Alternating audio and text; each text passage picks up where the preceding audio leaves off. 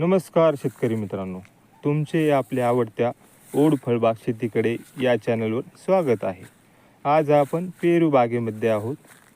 काल काही शेतकरी माझ्याकडे आले असता एक प्रश्न केला होता. तोच प्रश्न मी तुमच्यासमोर सांगतो. काय झालं, आले असता त्यांनी असा एक प्रश्न केला मला की पेरू काढत असताना जास्त माल खराब निघतो आणि निघण्याचं काय कारण.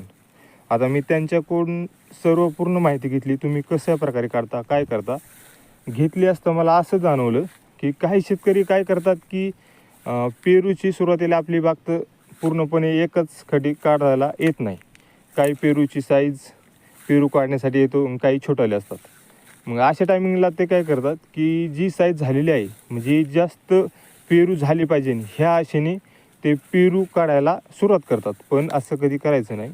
कारण की काय होतं की जे पेरू आपली सुरुवातीची छाटणी असते, एकदा सुरुवात केली त्यावेळेस पेरू थोडेसे निघतात. मग सुरुवात एकदा थोडी झाली चालू की त्यानंतर मग जास्त पेरू निघतात.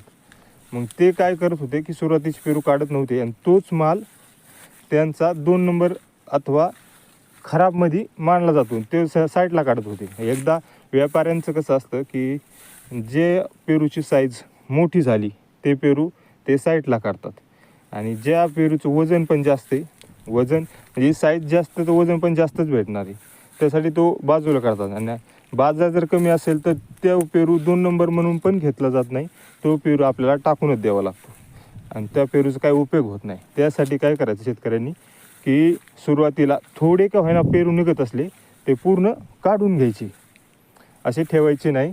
जेवढे